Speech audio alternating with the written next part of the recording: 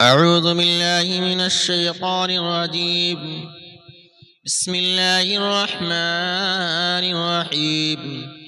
وإذا سمعوا ما أنزل إلى الرسول ترى أعينهم تفيض من الدمع مما عرفوا من الحق يقولون ربنا آمنا فاكتبنا مع الشاهدين. وما لنا لا نؤمن بالله وما جاءنا من الحق ونطمع أن يدخلنا ربنا مع القوم الصالحين. فأثابهم الله بما قالوا جنات تجري من تحتها الأنهار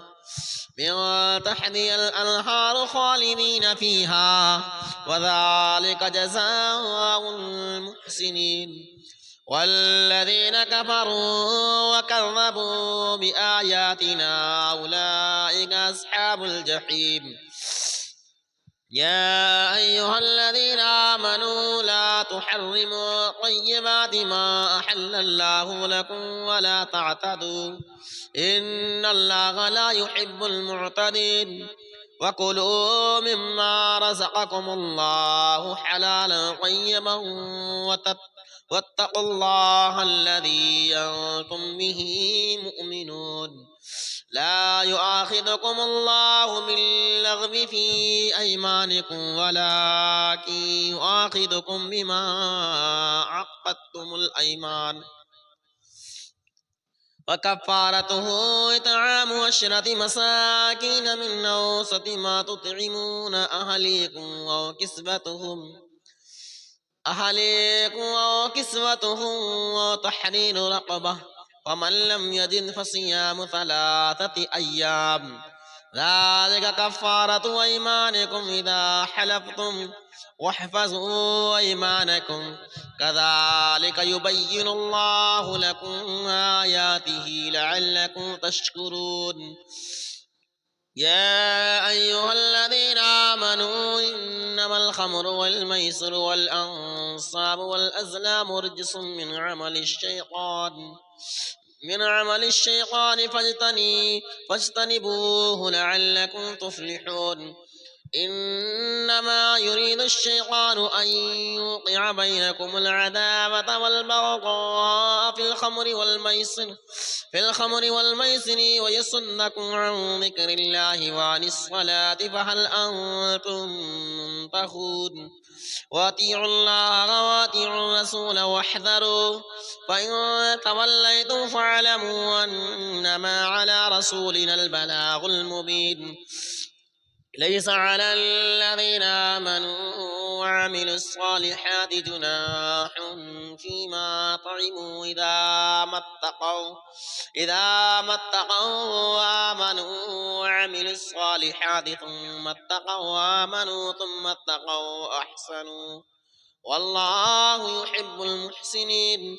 يا أيها الذين آمنوا ليبلونكم الله بشيء من الصيد تناله أيديكم ورماحكم ليعلم الله من يخافه بالغيب ومن اعتدى بعد ذلك فله عذاب أليم. يا أيها الذين آمنوا لا تقتلوا الصيد فأنتم حرم وما قتله منكم متعمدا فجزاء مثل ما قتل من النعم يحكم به ذوى عدل منكم هديا بالغ الكعبة أو كفارة طعام مساكين أو عدل ذلك صياما ليذوق وبال أمره عفى الله عما سلف وما عاد فينتقم الله منه والله عزيز ذو انتقام. أحل لكم صيد البحر وطعامه متاعا لكم وللسيارة وحرم عليكم صيد البر ما دمتم حرما واتقوا الله الذي إليه تحشرون جعل الله الكعبة البيت الحرام قياما للناس والشهر الحرام والهدي والقلائد ذلك لتعلموا أن الله يعلم ما في السماوات وما في الأرض وأن الله بكل شيء عليم اعلموا أن الله شديد العقاب وأن الله غفور رحيم ما على الرسول إلا البلاغ والله يعلم ما تبدون وما تكتمون قل لا يستوي الخبيث والطيب ولو أعجبك كثرة الخبيث فاتقوا الله يا أولي الألباب لعلكم تفلحون يا أيها الذين آمنوا لا تسألوا عن أشياء إن تبد لكم تسؤكم وإن تسألوا عنها حين ينزل القرآن تبد لكم عفى الله عنها والله غفور حليم قد سألها قوم من قبلكم ثم أصبحوا بها كافرين ما جعل الله من بحيرة ولا سائبة ولا وسيلة ولا حام ولكن الذين كفروا يفترون على الله الكذب وأكثرهم لا يعقلون وإذا قيل لهم تعالوا إلى ما أنزل الله وإلى الرسول قالوا حسبنا ما وجدنا عليه آباءنا أولو كان آباؤهم لا يعلمون شيئا ولا يهتدون يا أيها الذين آمنوا عليكم أنفسكم لا يضركم من ضل إذا اهتديتم إلى الله مرجعكم جميعا فينبئكم بما كنتم تعملون يا أيها الذين آمنوا الشهادة بينكم إذا حضر أحدكم الموت حين الوصية اثنان ذوى عدل منكم وهو آخران من غيركم إن أنتم ضربتم في الأرض فأصابتكم مصيبة الموت تحمسونهما من بعد الصلاة فيقسمان بالله إن ارتبتم لا نشتري به ثمنا ولو كان ذا قربى ولا نكتم شهادة الله إنا إذا لمن الآثمين فإن عثر على أنهما استحقا إثما فآخران يقومان مقامهما من الذين استحق عليهم الأوليان فيقسمان بالله لشهادتنا أحق من شهادتهما وما اعتدينا إنا إذا لمن الظالمين ذلك أدنى أن يأتوا بالشهادة على وجهها أو يخافوا أن ترد أيمان بعد أيمانهم واتقوا الله واسمعوا والله لا يهدي القوم الفاسقين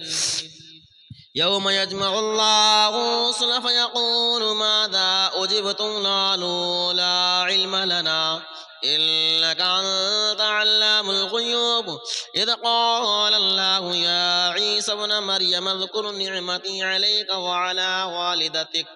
إذ أيدتك بروح القدس تكلم الناس في المهد وكهلا وإذ علمتك الكتاب والحكمة والتوراة والإنجيل وإذ تخلق من الطين كهيئة الطير بإذني فتنفخ فيها فتكون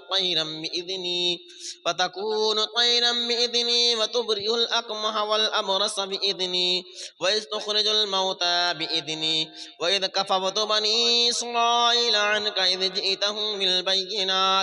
بالبينات فقال الذين كفروا منهم إن هذا إلا سحر مبين وإذ أوحيت إلى الحواريين أن آمنوا بي وبرسولي قالوا آمنا واشهد بأننا مسلمون إذ قال الحواريون يا عيسى ابن مريم هل يستطيع ربك أن ينزل علينا مائدة من السماء قال اتقوا الله إن كنتم مؤمنين قالوا نريد أن نأكل منها وتطمئن قلوبنا ونعلم أن قد صدقتنا ونكون عليها من الشاهدين قال عيسى ابن مريم اللهم ربنا أنزل علينا مائدة من السماء تكون لنا عيدا لأولنا وآخرنا وآية منك وارزقنا وأنت خير الرازقين قال الله إني منزلها عليكم فمن يكفر بعد منكم فإني أعذبه عذابا لا أعذبه أحدا من العالمين وإذ قال الله يا عيسى ابن مريم أنت قلت للناس اتخذوني وأمي إلهين من دون الله قال سبحانك ما يكون لي أن أقول ما ليس لي بحق إن كنت قلته فقد علمته تعلم ما في نفسي ولا أعلم ما في نفسك إنك أنت علام الغيوب ما قلت لهم إلا ما أمرتني به أن اعبدوا الله ربي وربكم وكنت عليهم شهيدا ما دمت فيهم فلما توفيتني كنت أنت الرقيب عليهم وأنت على كل شيء شهيد إن تعذبهم فإنهم عبادك وإن تغفر لهم فإنك أنت العزيز الحكيم قال الله هذا يوم ينفع الصادقين صدقهم له جنات تجري من تحتها الأنهار خالدين فيها أبدا رضي الله عنهم ورضوا عنه ذلك الفوز العظيم لله ملك السماوات والأرض وما فيهن وهو على كل شيء قدير